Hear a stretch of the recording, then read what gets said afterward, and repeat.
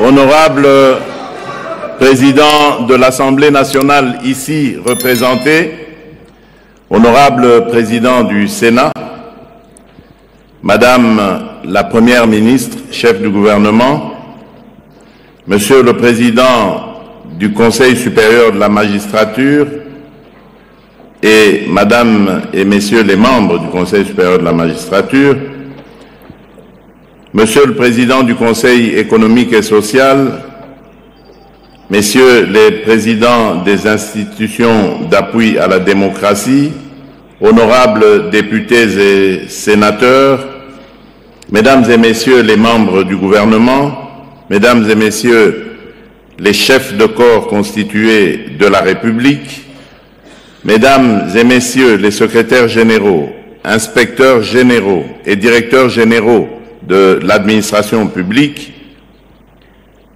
Monsieur le Président de l'Intersyndicale nationale de l'administration publique, distingués invités, Mesdames et Messieurs, c'est avec une conviction profonde et un engagement sans faille que je m'adresse à vous ce jour, à l'occasion du lancement officiel des travaux d'élaboration de la nouvelle politique salariale des agents publics de notre chère République démocratique du Congo. Nous traversons une étape décisive de notre histoire.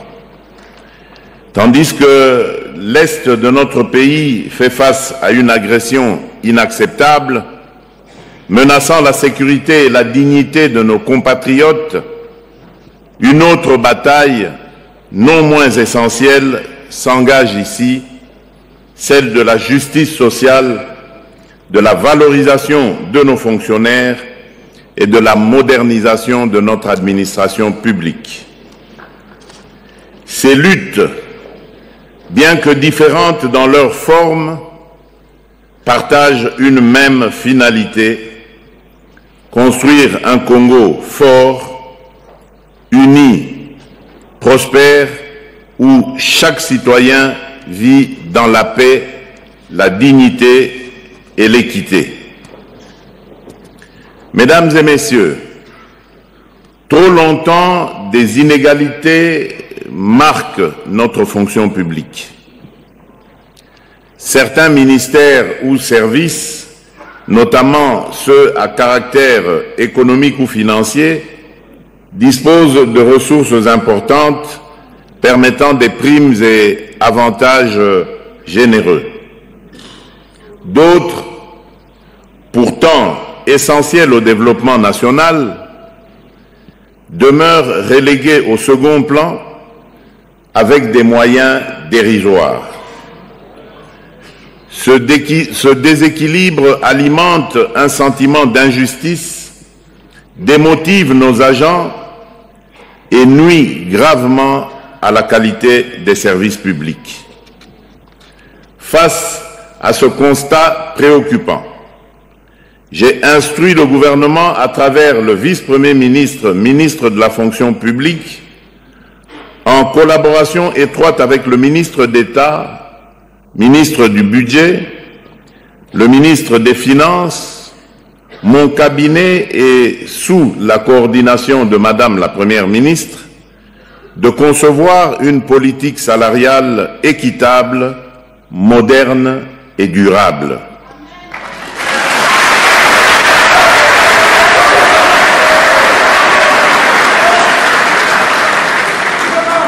Cette nouvelle politique devra impérativement garantir une rémunération juste, fondée sur les efforts fournis, les qualifications détenues et les responsabilités assumées, sans favoritisme entre institutions.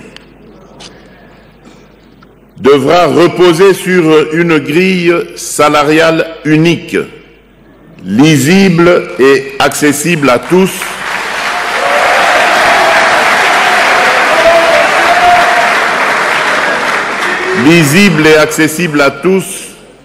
prenant en compte le grade, l'ancienneté, et appliquée de manière uniforme.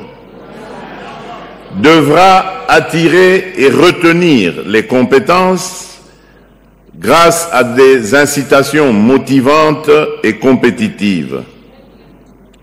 Devra s'inscrire dans les limites des capacités financières de l'État en adoptant une gestion rigoureuse et responsable des ressources, devra standardiser les primes de manière transparente et équitable en évitant les écarts excessifs entre ministères ou services publics.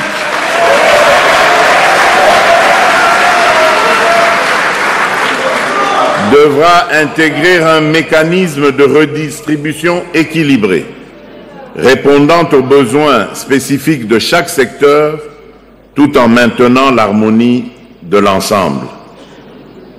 Devra enfin mettre en place un dispositif d'évaluation et d'ajustement régulier en fonction de l'évolution des réalités économiques et sociales. En adoptant une telle politique, la République démocratique du Congo pourra renforcer la motivation de ses agents publics, améliorer la qualité des services rendus et ainsi contribuer à la construction d'un État. Mesdames et messieurs, je suis conscient des résistances auxquelles cette réforme pourrait se heurter. Des intérêts particuliers et des réseaux ancrés dans le statu quo tenteront sans doute de freiner ce processus salutaire.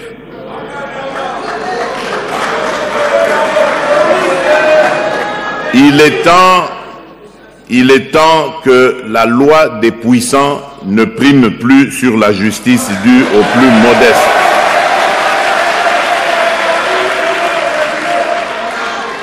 Je m'assurerai personnellement de la mise en œuvre de cette réforme. Notre administration ne peut rester otage d'inégalités héritées du passé.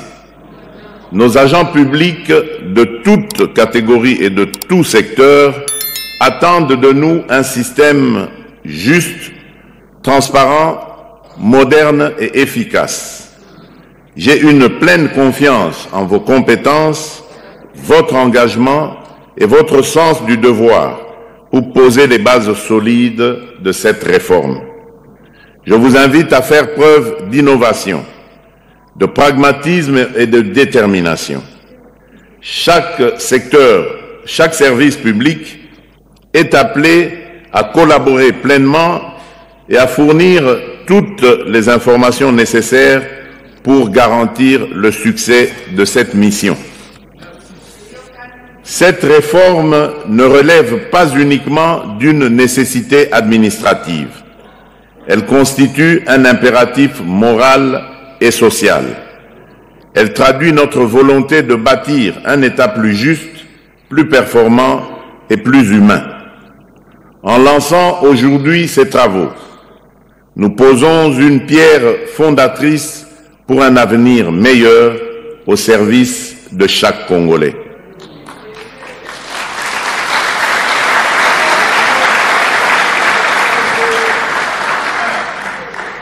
Sur ces mots, je déclare officiellement ouverts les travaux d'élaboration de la nouvelle politique salariale des agents publics de l'État en République démocratique du Congo.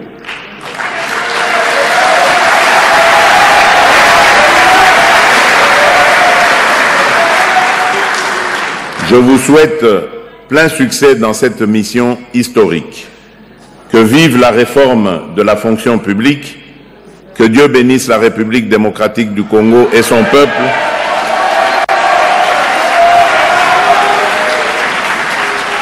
Je vous remercie.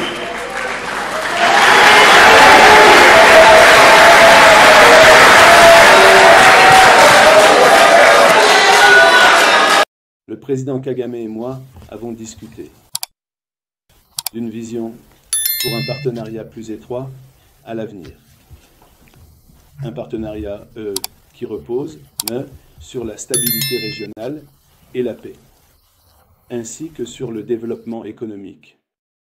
Avant ma visite ici, j'ai eu le plaisir de m'entretenir avec le président Tshisekedi, le président Ruto et le président Museveni.